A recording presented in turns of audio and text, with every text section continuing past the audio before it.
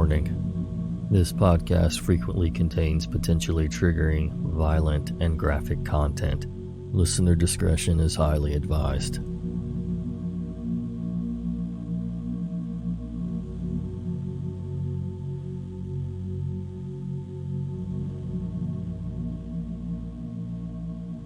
Hello again, Nightmare Society. Gather round for another episode of True Horror Stories. A big welcome to our newest member of the online campfire, Mello. We're so glad to have you and thank you for the support. At patreon.com/Nightmare Society, you can join in for as little as $1 a month.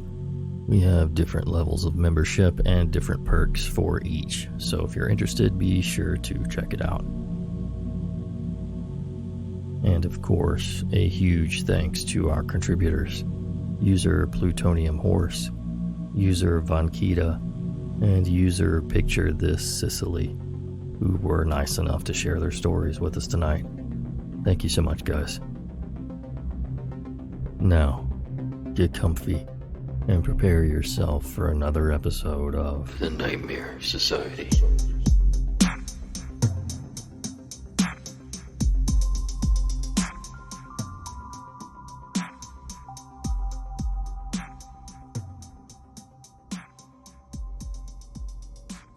This took place 2 years ago. I was driving to work, a 5-hour drive. It was already dark. About 3 hours of driving, I started to get tired. I bought myself a coffee and some snacks at a gas station and continued on. But snacks and coffee can only keep you awake for so long, and I started to feel tired again. This part of the road was nothing but thick, dark pinewood forest around me. No other cars on the road. Nothing. Only insects smashing my windshield now and then on an empty road. I was now extremely tired, and at one point I nearly drove off the road, almost falling asleep. I have to sleep now. I can't wait for a gas station. I need to stop as soon as I see a place where I can park my car. Anything. When I'm tired, I fall asleep really fast. If I'm tired enough, I can fall asleep in the middle of a sentence when I'm talking. So it's a bit urgent for me to find a place where I can stop. It felt like an hour, but probably only 5 minutes go by, and I spot this little pocket in the road. It's like a parking space for quick stops, like using the restroom, switching drivers, or stuff like that. Not even a real resting area. I stopped there, lowered my windows, and checked to see if I hear any weird noises. Total silence. I turn up the windows again. Nothing bad is gonna happen. I haven't seen a car for like 30 minutes. The road is empty. If someone is checking out my car, I bet it's the cops checking on me if I'm alright. I leave my keys in the ignition and lock the doors, just to be safe. I adjust my seat a little bit to make it more comfortable to sleep in, and take off my shoes and put them on the passenger seat on the right. It's so nice to close my eyes, and I instantly fall asleep. I don't know why, but something wakes me up. I can't really see anything. Some kind of bright lights hit me in the eyes.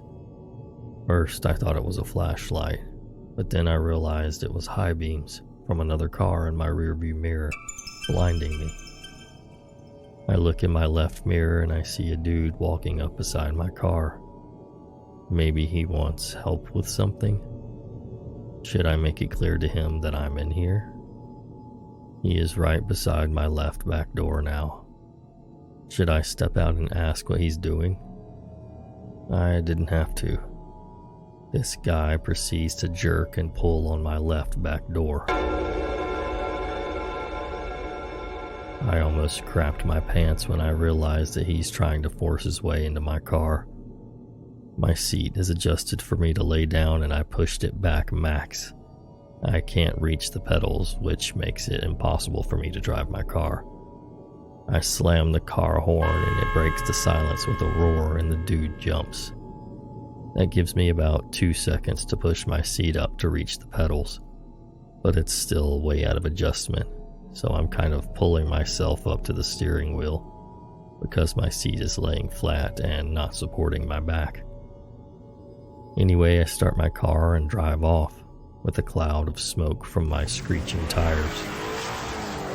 It's hard driving a car with nothing holding up your upper body, but I managed. As I leave, I look in the rearview mirror and I can see how the guy is just standing there looking at me. And then I can see 2 more guys coming up beside him. What I can see in the silhouette of their beams, one of them has something in his hand, like a wrench or a crowbar. I drove super fast, way over the speed limit. My whole body was trembling with adrenaline and fear. I drove like that for like 30 minutes. Then I stopped at a gas station to fix my seat and put my shoes on again. I figured out I was only sleeping for like 10 minutes. Well, I didn't have to sleep until I got to my destination, which is surrounded by heavy-duty fencing and the building has an alarm.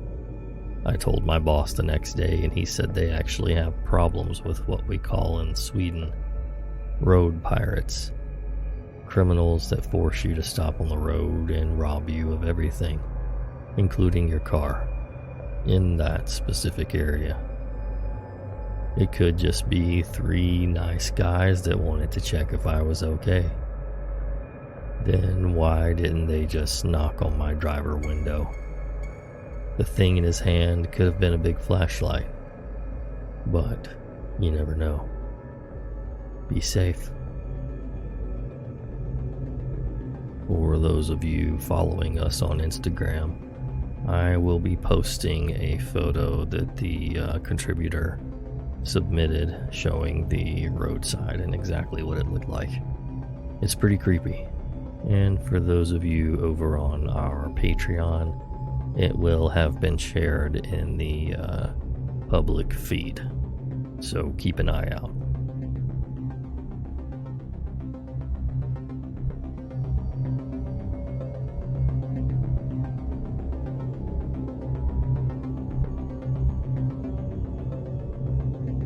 Close to 10 years ago, my best mate and I scored the deal of the century. Liv and her parents recently purchased and refurbished home for cheap as chips rent, so the property wasn't considered unoccupied and their insurance still covers it. They were planning on selling their house in the country and moving closer to town in a year, but when they spotted this place, it was perfect, so they snapped it up. They couldn't be bothered with dealing with rando tenants for a year, so we were offered it. It was a lovely old mid-Victorian style house with a hallway running the majority of the length on the left side, and 3 bedrooms and a bathroom coming off that hallway to the right. At the back of the house was an open-plan living room and kitchen and a backyard. It was an inner Melbourneian suburb, so it was totally fenced in with 6-foot fences on 3 sides, and the front had a cutesy white picket fence. On the right side of the property, an outdoor gravel pathway was wedged beside the bedroom walls and the fence line. It began with a gate in the front yard and ran the length of the property to the backyard. This is important later. My mate obviously scored the master bedroom at the front, with lovely vertically opening bay windows facing the front garden and the street. I had the next bedroom with a window facing the gravel path fence area, and the 3rd bedroom was our study. We lived here for close to 10 months in bliss. Great house, great company, and even though the area was considered a little dicey, the location was stellar. One hot summer's night, we said our goodnights and I hit the hay and zonked out immediately. My housemate stayed up in bed to read for a bit, with just her bedside light on. She was doing that for just over an hour before she heard a weird on the front window of her bedroom.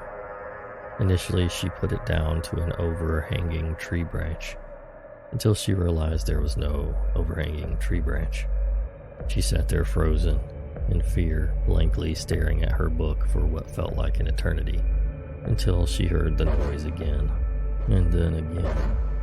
Slowly looking up, she saw a guy wearing a hoodie, trying to open her window, looking her dead in the eyes. She screamed, jumped out of bed, and ran straight into my room. I woke up super dazed as she was pulling my hand and whisper yelling, "You know the one," that someone was trying to break in. She had a tendency to be a little overdramatic sometimes, but I swear I've never seen someone look so genuinely terrified. I went to grab my phone to call the cops, but we just went completely still when we heard the distinct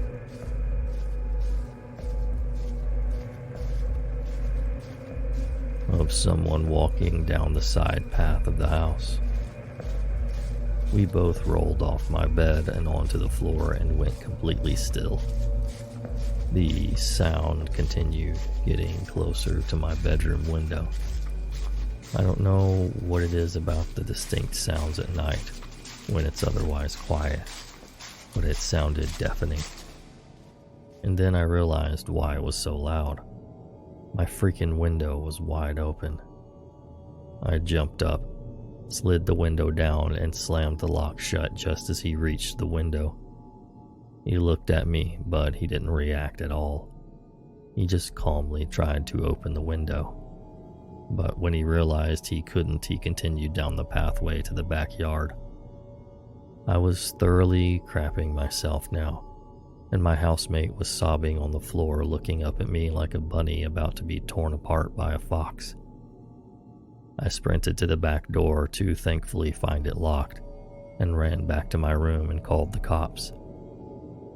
I don't know what the cops knew that we didn't, but they must have broken a land speed record to arrive all of 3 minutes later, lights and sirens off.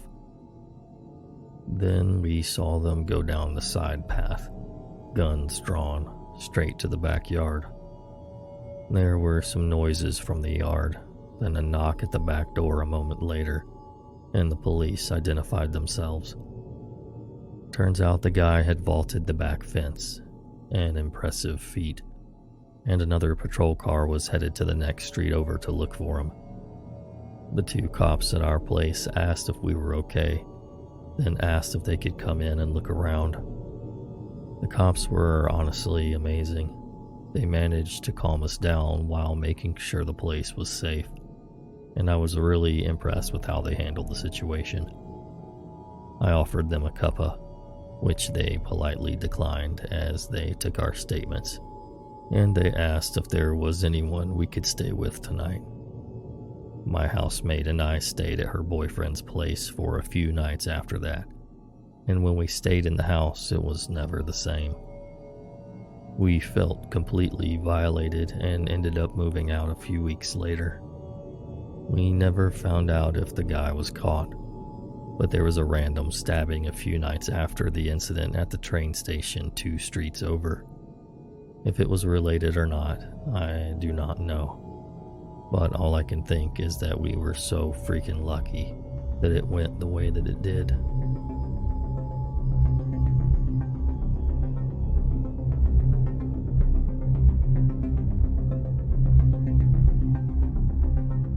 I came over from Serbia at age 13 with my mother. My older brother, who was 15 years older than me, had lived in America for a few years, and he sent for us. My mom wouldn't be staying, although at the time I wasn't aware of that. Anyway, we landed in New York City, and the plan was my brother would come get us. However, my niece decided to come early, and my brother's wife went into labor shortly before we landed. My brother couldn't leave his wife, so he asked a coworker of his, they drove cabs, to pick us up in New York City and drive us to New Jersey, where him and my sister-in-law lived. When we got to New York City, we waited in customs for what seemed like forever. We looked for my brother, but we didn't see him. This was the early 90s, and cell phones weren't as commonplace, and even if they were, my mom and I did not have one.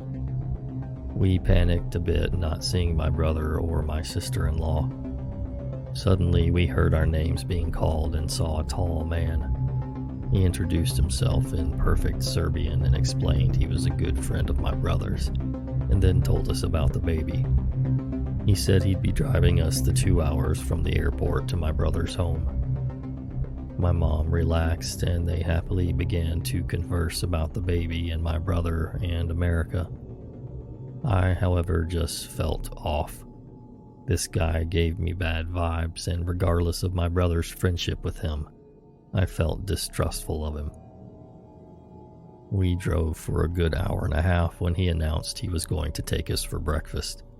We hadn't eaten in over 15 hours, so we were starving by then. We pulled up to a house, and my mom and I were confused. He insisted cheerfully that his wife was cooking us breakfast, and after we would drive the rest of the way to the hospital to see my family. My mom shushed me when I whispered something didn't feel right, and told me that we needed to be grateful for the hospitality. We were led up into the house. It was dark and dank and dirty. Suddenly, I think my mom got a bit nervous and started insisting he take us to my brother. Suddenly, the guy grabbed my mom by the wrist and told her that he needed a wife to take care of him and his house. And when he heard my brother tell the others at work she'd be coming to stay, he knew that he had found a wife. I, at the time, was a scrawny little scamp of a kid, and I tried pushing him off my mom, but he hit me so hard I saw stars. At this point, we were terrified. Neither of us spoke English. We only knew my brother's home number, and he was at the hospital. Also, in Serbia, you don't dial 911. So even if I could, I didn't know that that's how I would call the police. Anyway, he tells my mom she's to clean and cook for him, and he takes me to the basement, where I was locked in, what I know is now called the laundry room. I banged and cried and yelled, but it was so far down in the basement everything was muffled. For a week, we were kept in his home. He would lock us up in the basement after my mom cooked him breakfast, and he would let us out when he'd come home at 4. If we had to use the restroom, there was a bathroom, but that was it. Just a bathroom and laundry room. It was freezing cold down there, and even us huddling together under a blanket did nothing. One morning I discovered a small window by climbing on some boxes. I managed to open it, and my mother insisted I squeeze through it. I didn't want to leave her, and besides, how would I get help if I couldn't read or speak the language? However, I didn't want us to live this way the rest of my life, so I did as she asked. I ran once I got out, and I'm sure it was a sight. A scrawny boy with no shoes, only wearing shorts and a t-shirt in the middle of November. However, that is what saved us, as several concerned neighbors tried to get me to come to them, and I wouldn't because I was terrified. I kept trying to get them to follow me. Finally, the police were called, and a very nice policeman tried to get me to get into his car. Then I saw the man who had taken us. He saw the cops and took off. That's when I made a run for his house to get my mom.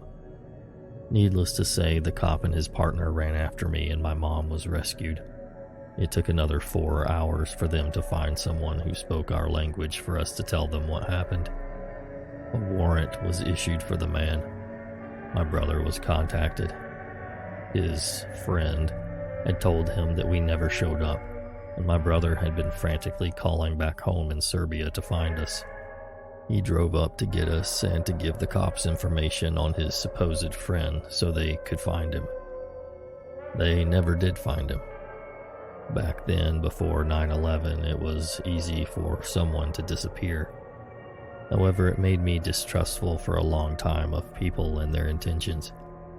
My mom grew homesick, and she ended up going back to Serbia. I stayed and finished school. I ended up becoming a cop in the military, thanks to the nice officer that helped me all those years ago.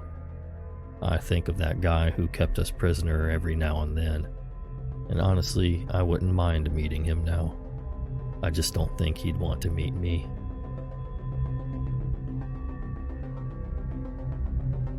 Don't forget to follow us over on Instagram at Nightmare Society Radio. And feel free to check out the different options we have for membership over on patreon.com/Nightmare Society. Thank you so much for listening, and until next time. Sweet dreams.